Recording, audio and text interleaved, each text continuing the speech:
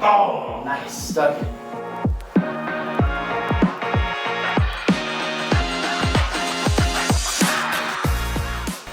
Welcome back to Let Me Ask You This.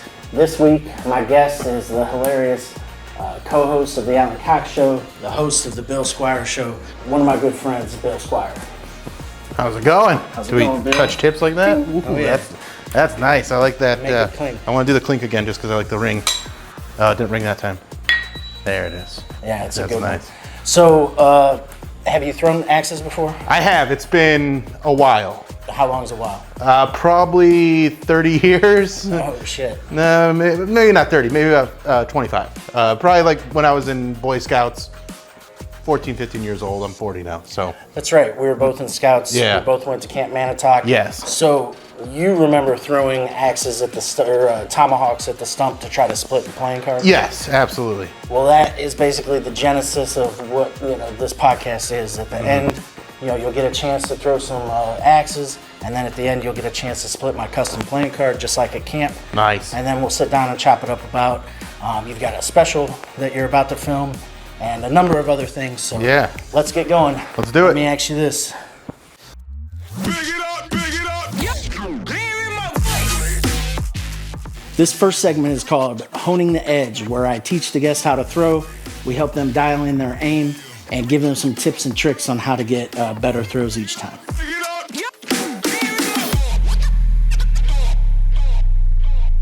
3, 2, 1.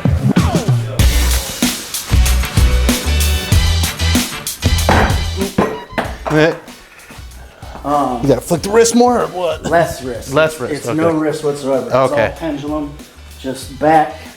God.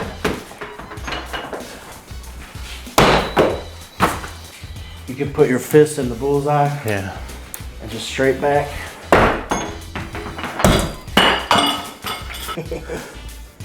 There we go. Getting it to stick. All right, getting it to stick is the biggest, is the start. Now I get to learn to aim. All right, hold on a second. All right. I've never thrown the big axe out here. Okay. I'll back up a little bit. You throw it from a little further.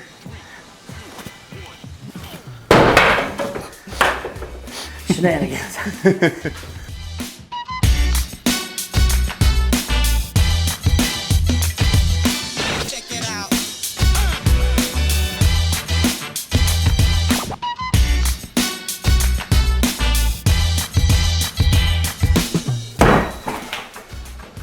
Sometimes they feel real good leaving the hand, and then you're like, nope.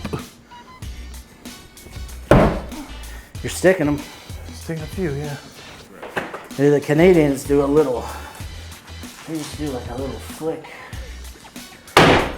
Yeah, that one's too big. You need a little more rotation on that one. Welcome back to Let Me Ask You This. I'm your host, Dave Heron. I'm glistening like a Christmas ham. We're here chopping it up with our guest, Bill Squire.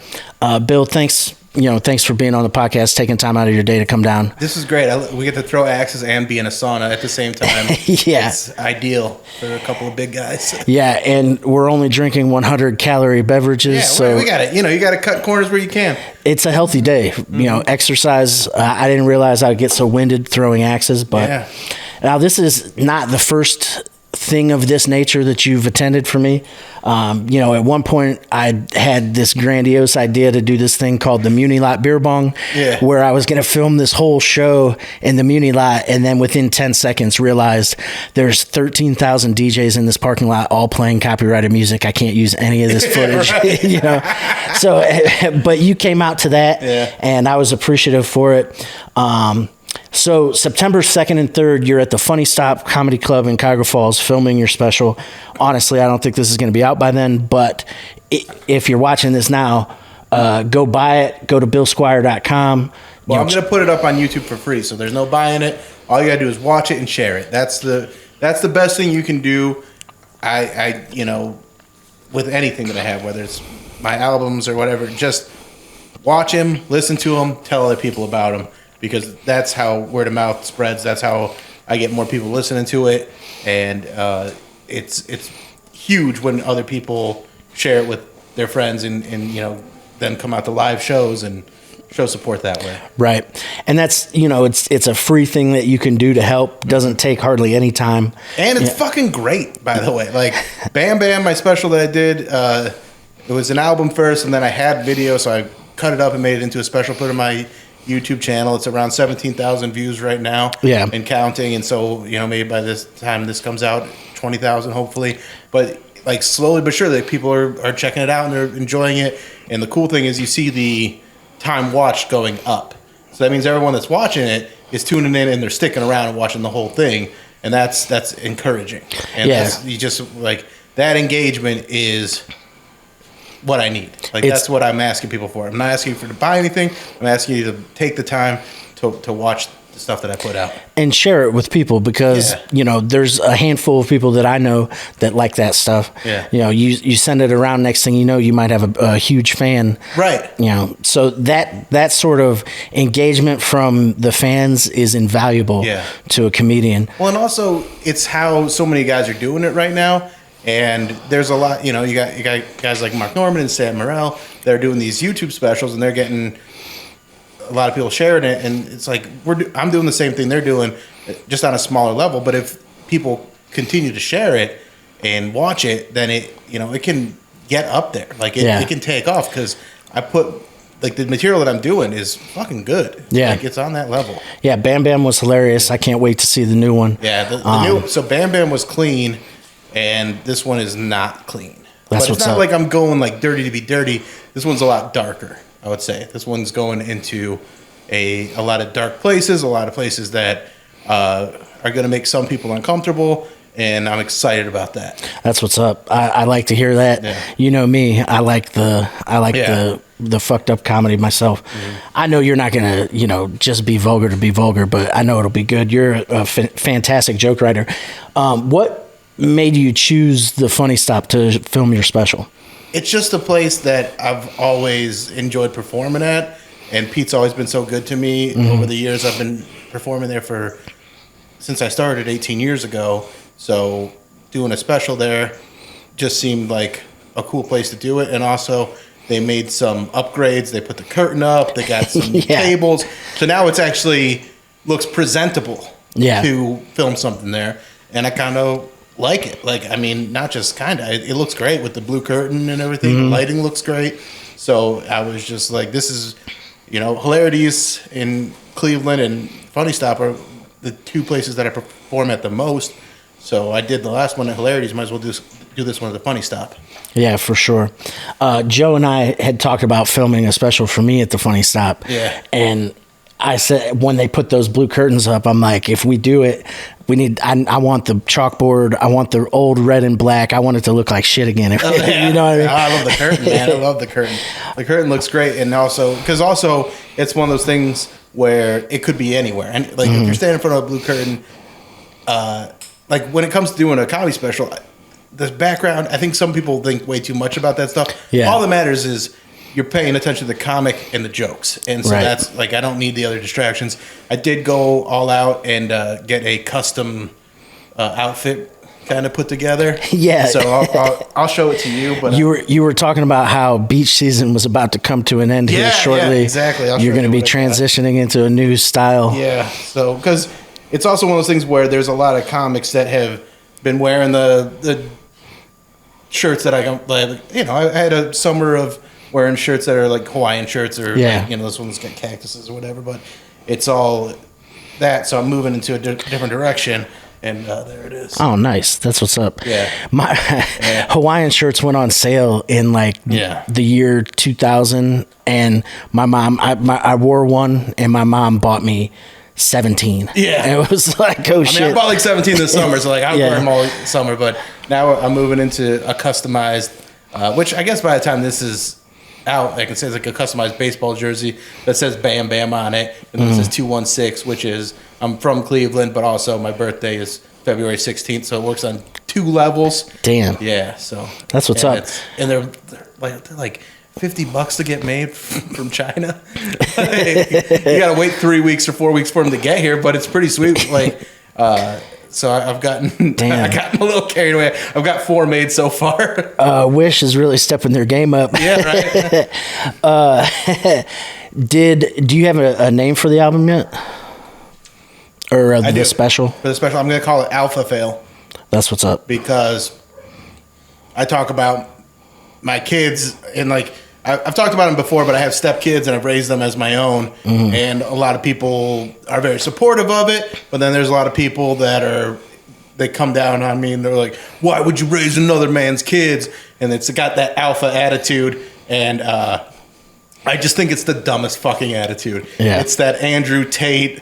A man's place is making the money, the woman's in the kitchen. I'm like, it's so fucking shitty. Yeah. And it just appeals to people that are really insecure. Right. And so I address that in the special pretty heavily. And I just, but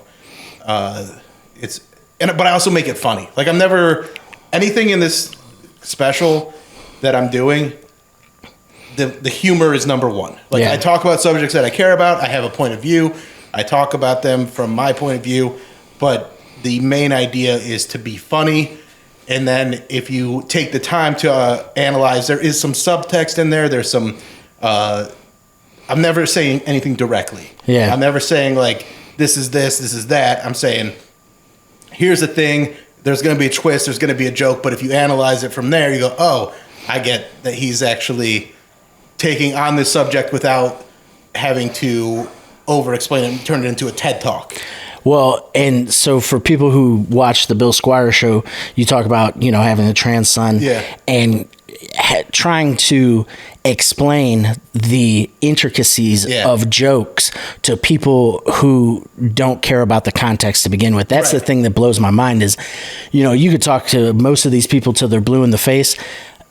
Typically, you're not changing anybody's mind because they're so dead set in their ways. One of the things I wanted to ask you is in those engagements that you have with these people who, I think the one guy used a reductionism to say that, you give the Mormon church a hard time about age of accountability, but, then you will let children decide their gender at whatever age. He's watering that down and not understanding it. Right. But my question for you is, have you ever successfully got your point across to one of those people to where they message you back and be like, "Hey, sorry"? Yeah, actually I have. Yeah. I've had people interact and usually it's more in a private sense, but I've had a few people that go, "Okay, yeah, I get where you're coming from." Because, and here's, when a lot of those people come at you, they're always talking about these outlandish scenarios where someone's telling their kid that at 6 years old or 4 years old that they've transitioned and blah blah, and that's not happening. Right. If it is, it's happening like one or two. There's like 1 or 2 stories about it. But what a lot of the times is happening is someone in their teenage years is going through this, and then it's just being aware of how they go through it. So with my son, when he came out to us as trans, we just made him feel comfortable enough to have a discussion. And it's not like as soon as he said it, I was like, "Let's chop your tits off and get you out there." It was a long process. There was a lot of therapy. There was a lot of consulting with doctors. And the thing is, if you know from being a kid, like if you don't want to do something, you're not going to do it. And so when it came to like going to all these appointments and like being very open and he was not a kid that was very open. He shows up for all these appointments. He's on time. He's ready to go. And I know my son well enough to say, like, if he wasn't into this, he's not getting up and going to these appointments. He's finding an excuse. He's wavering, and he never wavered in that. He was always there. He was always ready. He's someone that didn't even talk to anybody that he didn't really know, but he was willing to do that. He's got I don't even know. He's selective mute, which means it's an extreme anxiety disorder where if he's not comfortable with somebody, and he's grown out of it, but it was like when he was younger, he wouldn't talk to people that he wasn't comfortable with. But he pushed through that so that he could tell these doctors and therapists how he was feeling so that he could get to where he is now. Well, and part of that could have also been from not being able to be who he wanted to be. Yeah. And that's the thing, too. Like, people, we talked about this during the axe throwing, that people not having empathy for other people's Right. situations. It's really upsetting to see people only look at things from their point of view and never, walking a mile in someone else's shoes. That's all you got to do. And you go, okay, I can see this from more than one angle. I can see it from more than just my perspective, my upbringing, my point of view. And then but it's scary to do that for some people, because then that means they have to rethink a lot of things that they've been through. Right. Yeah, for sure. And it's one of those things where, like, Nice. real early, that's one of the things that turned me off to Catholicism. Yeah. Was, here are all of these people judging and telling you how to live your life, when Right. it says right here in the book that you're telling me to read that God doesn't want us to judge. Right. So Right. That's, what my parents failed to understand, growing up Mormon, there's a lot of similarities to Catholicism.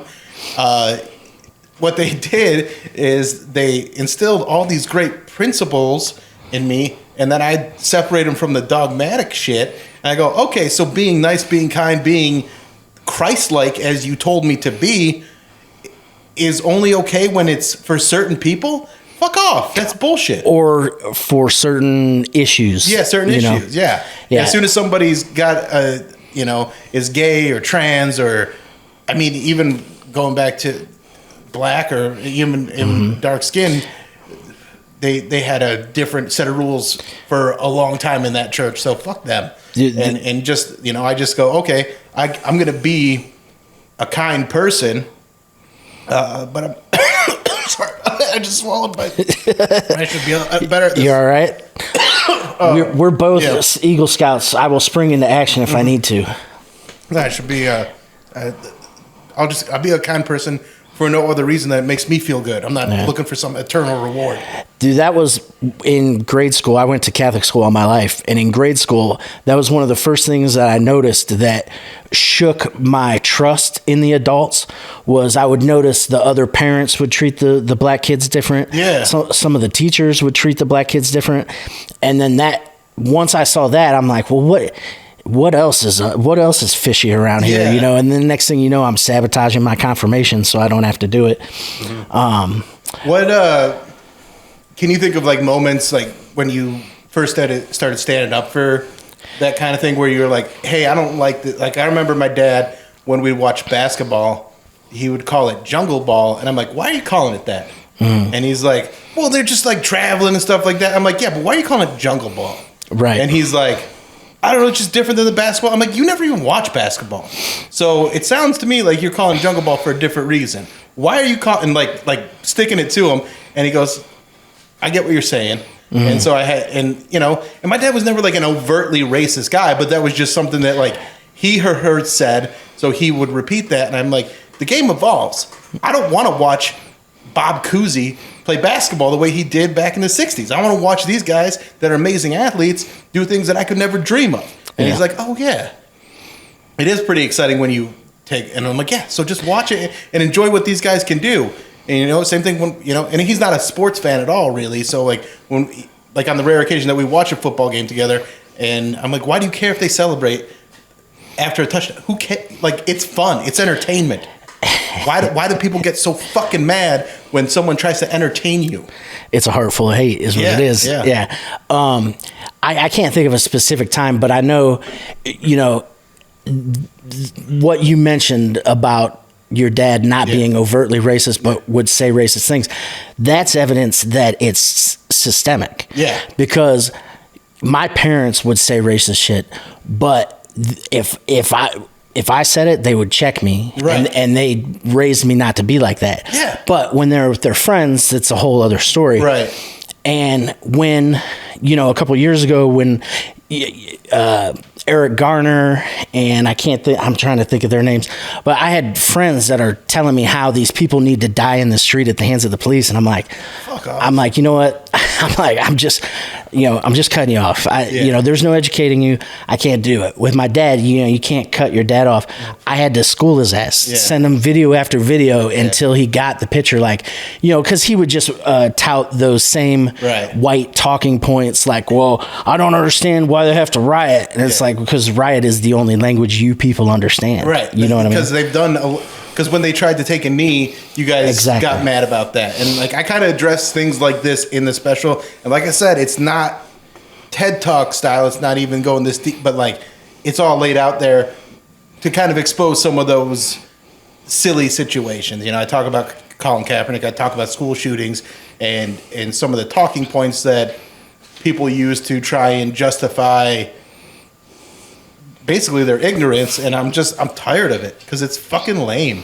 And it's one of those things where when you talk to people about, gun violence, for instance, like 70% of Republicans are for background checks and like stricter gun laws. They're for it, but they're not getting put in place because that other 30% is really loud and really powerful. Right. Yeah. Well, and a fun thing that likes to happen is, they like to cloud the facts with issues. Yeah. And, personally, I think that's one of the reasons why we're at where we're at right now, where back in the day, not everything was politicized. We can agree on these handful of things. Science is political now. That should never have been a thing. And science is fucking political now. There was you look at vaccines back in the day, and it was a civic duty, and there's no civic duties like that anymore. There's no like reaching across the aisle and say like, hey, this is us coming together. It's always so much just push and pull against one thing or the other. Yeah, it's divide everything. Everything's either red or blue. Right. And you have to pick a side. Right. Where nobody in the the majority of the people in the center aren't like that. No. That's why we need more parties. That's why we need, it needs to be a little more fragmented because it's a lot more nuanced than red or blue. Right. Well, now that we've solved all that. We did it! Honestly, you look at what they're doing. You saw the Prime Minister of Finland. She got in trouble for dancing a few weeks ago. Yeah. And she's hot. She's 36 years old. And they don't have a two-party system over there. So I would love to have a hot president. Yeah, for sure. Female or male. Just someone that can fucking throw it back. Yeah. Laying the pipe in the Oval Office like good old Bill used to do. Yeah. Maybe they're not even, married. They're like, yeah, I'm going to fucking get laid. I'm the president. I'm going to do my work, but then I'm going to bring girls in here, and it's not going to be a power play. They just get to suck my dick. Yeah. And it's just, I'm a single guy.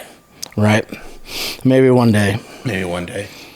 Let's transition into talking about your podcast, The Bill Squire Show. You guys were doing it out of a shoe closet. Basically. And now you're downtown, right on the street there. What's it like adjusting to the new studio? It's been pretty great so far. We've done about 4 episodes from downtown, and I like it. I love doing it in my extra room where I had all my shoes and stuff. It was a cool looking set. I liked it. I built it up. But it's nice to be in a place that's a little more professional. And also, the challenges of just trying to set up a podcast and run it yourself. It's taken so much of that out of the equation. Mm-hmm. And I just get to basically hit a few buttons and we're ready to go. It's nice. Yeah, for sure. Excuse me. Yeah. See, I burp on other people's podcasts. Tommy burps on mine. Well, let's just transition into this then. On the Venn diagram of things that you and I like, our circles pretty much overlap on Your Mom's House podcast and pretty much everything Marvel. Yeah. Did you watch YMH Live this week? I did not watch it. I've watched the 2 Bears Live. I've never watched a YMH Live because I'm terrified of the heavy segments. No shit. They are fucking so intense. I don't know if I could do it. It's very visceral. Yeah. I've tortured a handful of friends with the heavy segment to the point where they don't accept the invites to the YMH Live anymore. And, it's a little bit of masochism, I think, because they were doing some wild shit. This most recent one was pretty fucking bad. They broke Tim Dillon. He tried to. Not an easy person to break. Yeah, for sure. And it just gets wild. For those of you that don't know, Your Mom's House podcast does a live show because it's live and streaming, and there's no censorship. They can show all of the stuff that they can't show on YouTube. Now it took them a while. They had to basically build their own server and everything so they could do this stuff because they were trying to do it on other platforms. And they're like, oh no, we can't show this stuff because it is hardcore. The very first one was up for like 5 or 6 days, and then the president of the company that owned the streaming service watched it and was like, take it down immediately. Are you caught up on Marvel stuff? I'm caught up on all the shows, Did you see She-Hulk? What do you think? I just watched that today. There was that initial, when I saw the trailer, the CGI didn't look great, but once you start watching the episode, it goes away pretty fast. Like, you get used to it. It's not the best, but it's still great, and she's so hot. Yeah. She's so hot, even, like, whether she's Jennifer Walters or she's She-Hulk. She's so fucking hot, and I love Mark Ruffalo as Bruce Banner and the Hulk, so I think their dynamic was really good for the first episode, and it's got a silliness that it is like a throwback to the Hulk TV show, I feel like. Yeah. Like, it's got some aspects of that I kind of enjoy. So I think it's good so far. Yeah, I dig it. I mean, I have preconceived notions about what it should be. I just watch it for what it is, and I love all of it. So I think that's such an important way to go into things, because there's so many people that watch things and they want it to be this, and then when it's not, like the Jurassic World Dominion movie. There's so many people that are like, oh, it was a piece of shit, it was all over the place. I'm like, yeah, because they've made 6 of these movies. Yeah. What else? Like, they have to do some different, weird, silly shit, or it's not going to be, like, you can't. The first Jurassic Park movie is a masterpiece. It's my favorite movie of all time. All the rest are bonus movies where we get to see dinosaurs. Yeah. And I like that. I like seeing dinosaurs interact with people, and there's violence, and it's cartoony, and it's over the top. I like that. So when you get a movie like Jurassic World Dominion, and you bring back some of my favorite characters from the first movie, and they're interacting with the new ones, I'm like, this is fun. I had fun watching it. I knew, like, I wasn't expecting it to be the best movie, so I went in, like, as long as I have some tense moments and my heartbeat races a little bit, because they might get killed by dinosaurs, even though I know they're probably not. Yeah. It's good enough for me. Yeah, they got a pretty good survival rate for fucking with dinosaurs. Right on. And I watch it with my buddy, and every time, like, Chris Pratt, like, they went full, like, he's the full-on dinosaur whisperer from, like, the first one where he could kind of work with raptors, and then in this one he's just, like, doing the hand thing with any dinosaur he runs into, and I'm like, bite his fucking arm off. They should have bit his arm off. That would have been hilarious. But yeah, now he's a dinosaur telepath. That makes sense. Right on. For a while there, you were putting a lot of Papa Shot footage. Was it taking up too much space in the apartment? Did you have to take it down? I have it in my bedroom now, so I still play it from time to time, but it's just one of those things where, like, I hit a point where I've got my goal of getting 200, and I got 203, and then after that I was like, I don't think I can get too much better than that, so I'll still play it once in a while, but I don't, but I got a pool table, and now that the studio that I was using, now that we're recording downtown, I gotta kind of reimagine that space in there. Yeah. So I'm going to pull some of the shoes out and kind of maybe make that into more like a game room or something. So I got some stuff to do with my condo to maximize the space, but mostly I just don't play it as much, but still once in a while. Usually when I'm drunk and me and my girlfriend are making bets too. Like, basically it's like, hey, if I win, you got to make dinner or show me your tits or something, which is, I'm going to see them anyway, but it's still fun to feel like you won.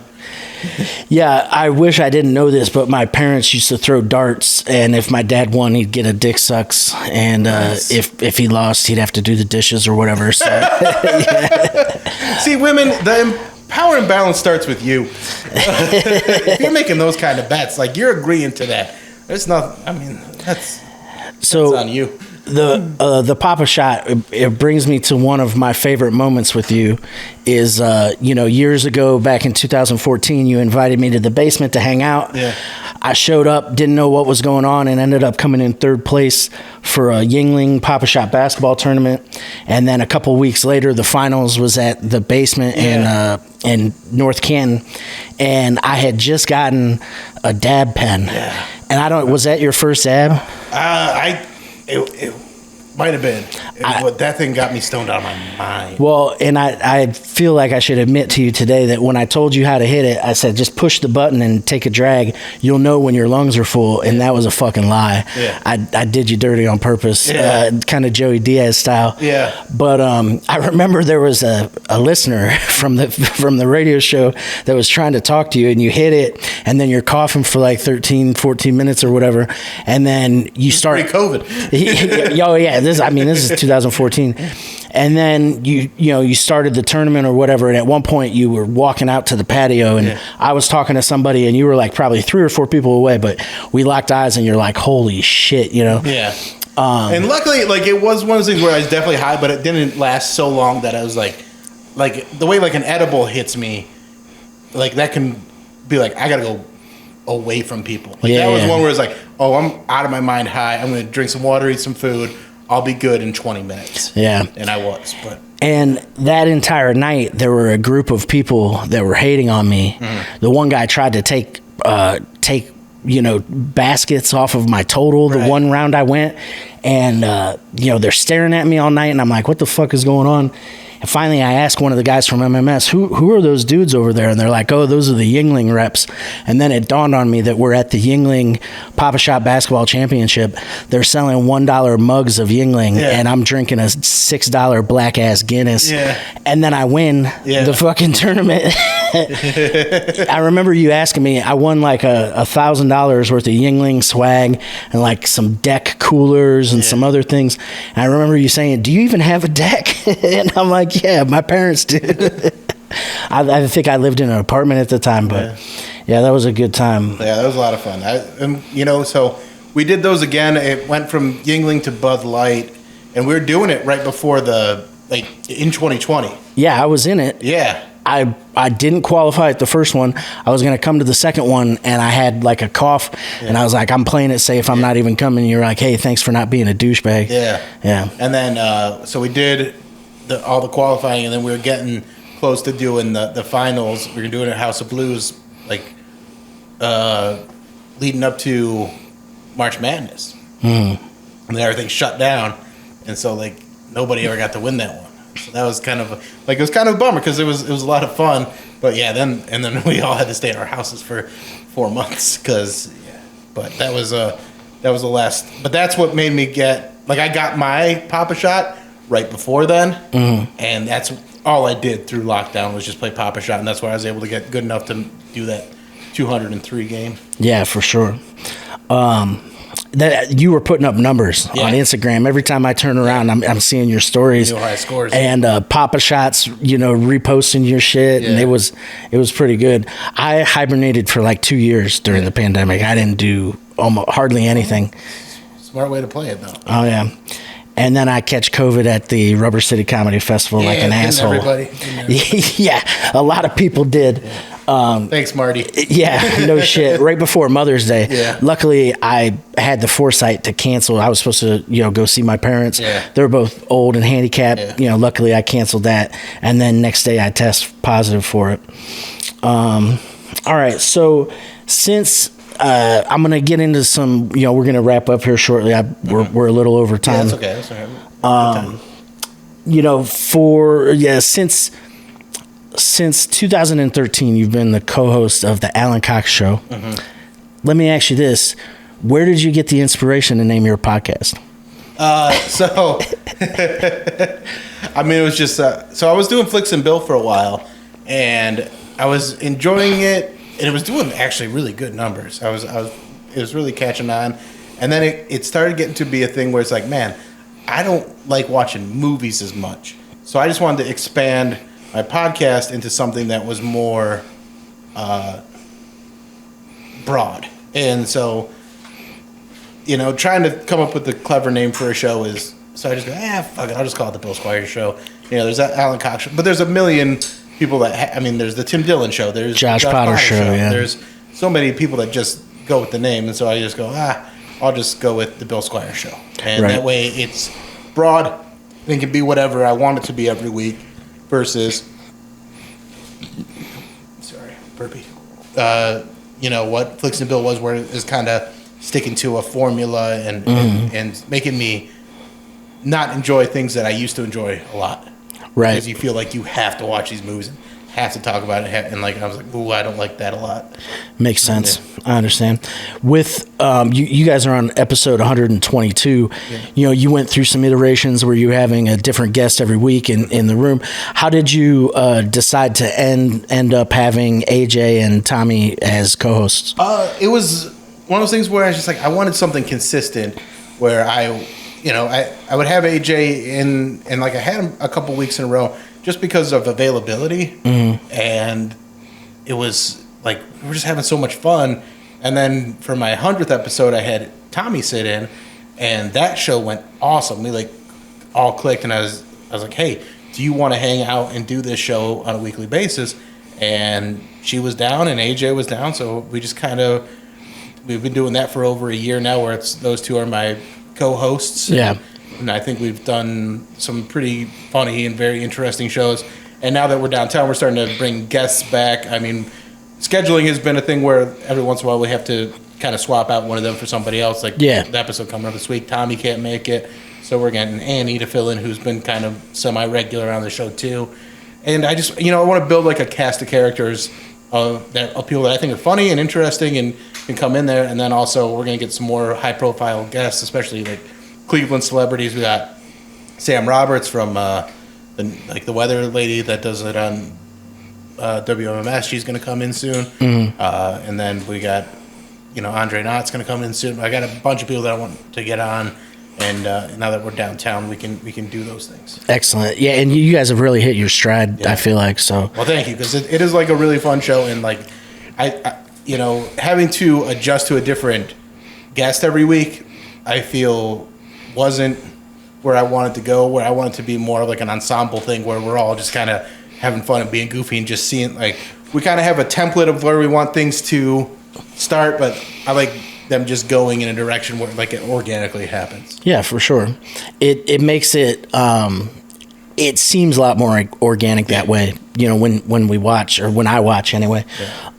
Okay. And then you get great moments where AJ tells a story about jacking off in the back of his dad's car, and his dad watches the show, and his comment is, "You did what in the back of my car?" Love stuff like that. That's great. I've never jerked off in the back of my parents' car. I've had a girlfriend jerk me off in the back of her parents' car while we were traveling, across state. That was a good time. So I had a similar thing where we were in the back of, we had a Suburban, and my girlfriend went with me and my family to Cedar Point, and on the way back, we were in the very back, making out, and she jerked me off back there. And I was like, yeah. Nice. That's what's up. Right. Those are always the best times. Oh, yeah. That's one of those things where I'm you don't even realize it, but you're oh, I'm creating a fetish right now. Yeah. Danger. Yeah, dangerous places to have sex is now a thing I'm into. So let me ask you this. After Switchblade Squire defeats Buck Knuckles at the Berea Rec, are you confident that you can take the title away from Mystic Rick? You know what? I think I got I got all the tools to make sure that Mystic Rick doesn't hold the title anymore, because Switchblade Squire, he cuts to the chase. Do you have a counter for the turkey slicer? Yeah, I got the turkey slicer. I got the ham and Swiss on rye, and it's thick, and it's chipped beef too. That's what's up. Chipped beef coming the way. And my favorite part about this little interaction between us is that people are going to be like, "What the fuck are they talking about?" Check out the Bill Squire show. And that's part of the fun. Yeah. Yeah, tie it all together. Buck Knuckles is such a fucking great name. Yeah, it was pretty funny. I like Giggle Kicks. I was gonna if you hadn't that's my pet name though. if you hadn't recommended or if you hadn't already named your special, I was gonna say Giggle Kicks would be a really good one.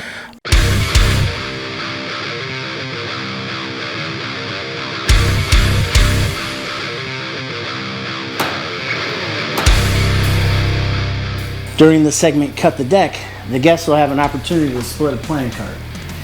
For each time they miss, they have to cut a deck of cards that has questions, and then they have to answer that question in order to get another throw. When they hit or split the card, they win the prize. Cut the deck. Bill gets a chance to hit or split my custom playing card. When he misses, he's got to answer a question from the deck. Let's see what I can do, because I think I'm gonna miss. Believe in yourself. I'm trying to. Very close. Where is a lack of courage holding you back? I'd probably say on social media. There's a lot of stuff that I just don't want to say on there because I don't want to deal with the bullshit of like people arguing. I hate arguing. Yeah. I think it's fucking late. Like it's annoying, and so I just like I'll say stuff on the radio, but I don't have to hear the other side. Yeah. And it's usually like the Browns thing is very controversial. I've given up on the Browns because I think it's a piece of shit move. I think the Haslams are pieces of shit, and but I don't post it on Twitter because I don't want to argue with people all day. Right. I don't want to go back and forth. So like, and I wouldn't even say that's lack of courage. It's just like knowing that I don't want to. I mean, yeah, really deal with it. Choosing your battles. Yeah, exactly. So, but I say maybe more courage. I don't know. I'm pretty fucking brave. That's what's up. Attempt 2. All right. Oh, nice. Stuck it real quick before you go. Yeah. Oop. If you had to switch places with another person, who would you choose and why? I don't know. I kind of like being me. There you go. I don't even want to switch places with anybody. Like, why would you? Yeah.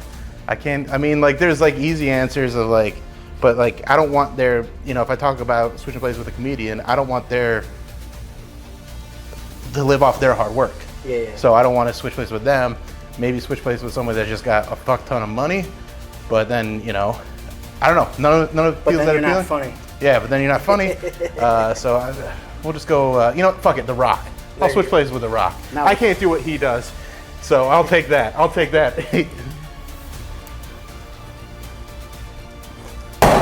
Motherfucker! Get a good chunk though. I'm getting zeroed in. If someone wanted to annoy you easily, what would they have to do? Usually just make a Billy Squire joke. I should be over that by now, but it's still just, it's one of those things where you'll get something that goes, gets a lot of views on Instagram or YouTube or TikTok or whatever. And there's always that dude like, hey, I didn't know Billy Squire was a comedian. Never heard it before, bud. Yeah, it's usually my dad. Yeah. Oh! Boom! Cut it. Cut it, didn't stick it. Nah, you hit it. But I hit it right in the fucking middle. Yeah, dude, look at that. Let me see it. Let's go. Attempt 6 or 7, I believe. Yeah. You split it. I'll take it. Good work, Bill. Thank you. Excellent. That means that you get some sort of prize yet to be determined. Perfect. That's my favorite kind. Yeah. I've got $1,000 worth of Yingling swag I can give you. Still? Yeah. I cut the deck. Took 6 or 7 tries, but I did cut the deck. So, okay, let me ask you this. You touched on growing up Mormon. What was the coolest thing about being Mormon? I mean, there was... Let's see, coolest thing about growing up Mormon. Honestly, the best part was after church, I'd usually get to go to one of my friends' houses and like play there for like the rest of the day.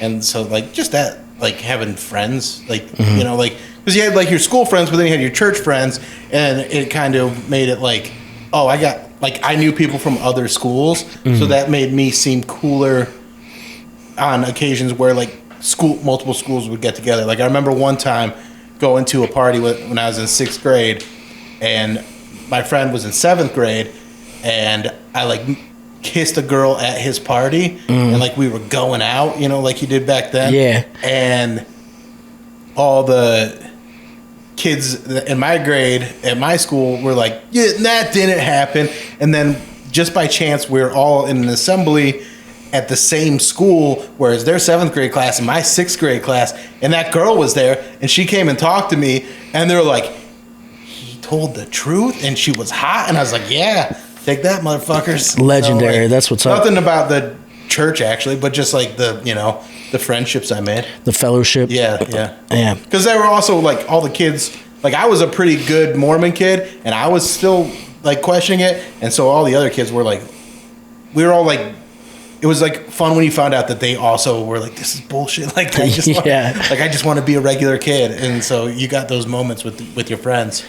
To that end, did the South Park episode about Mormonism have any impact on you? No, because I was already pretty much out of it by the time that episode came out. Right. Like I wasn't, or like by the time I saw it, because I think it came out while I was in the Philippines. So when I got back, I saw it, and I was like, oh yeah, like this is. Was it like a thing that people in the religion talked about? Like they would like be like, I mean, you were supposed to watch it anyway, so like right. They're like, but you know, it's just joking, but they're like, you know, that's what the devil's gonna do. He's gonna try and tear down your faith any way he can. Yeah, it makes sense.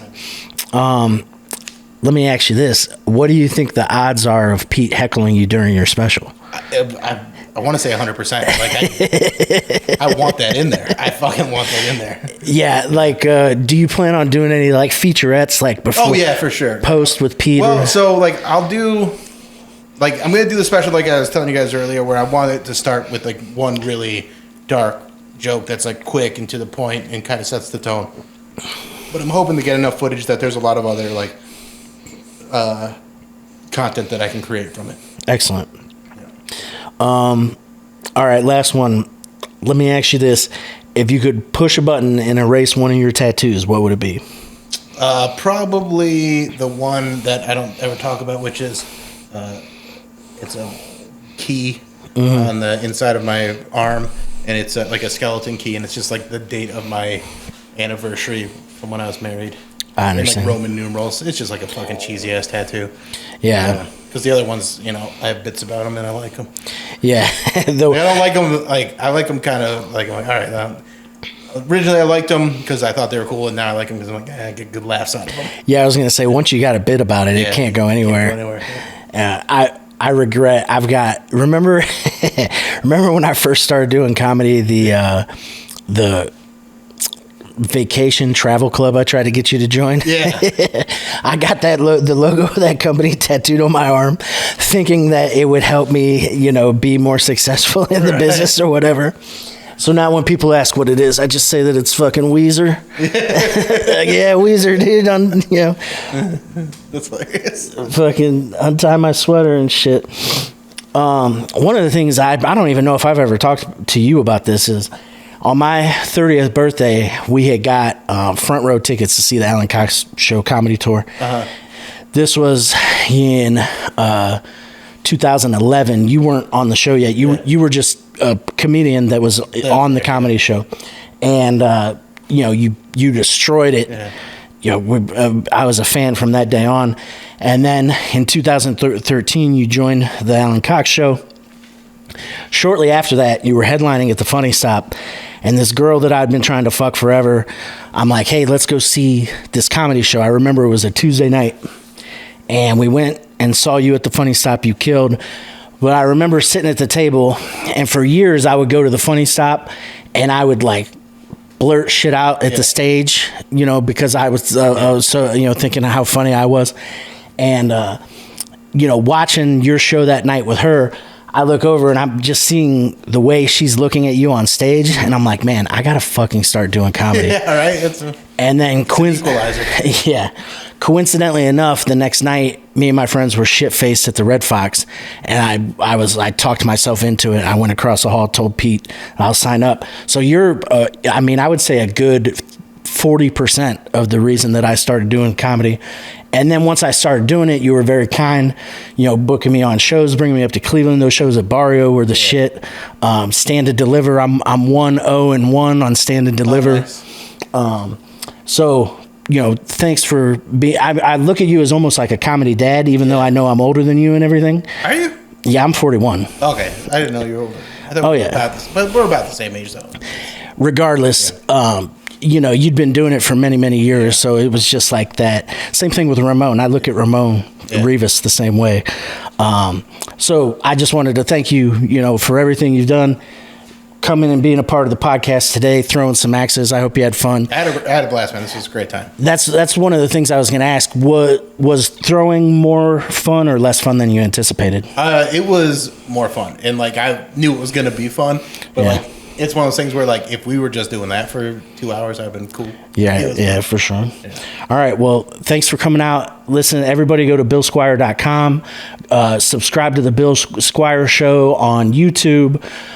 Subscribe to Bill on Instagram, TikTok. You're killing it on TikTok. You're putting out a bunch of content. And then I got the Bill Squire Show on YouTube, and then I got Bill Squire on YouTube. So you can find both of those, 2 separate channels. And I put a ton of content out. Is there a strategic reason behind that, or no? Well, I just thought that the Bill Squire Show should have its own thing, and then I thought that Bill Squire, I just kind of resurrected that one once they started the shorts on YouTube, and then those took off, and now I'm kicking ass on there. So I'm hey, make a content on both these, and one feeds the other, and vice versa.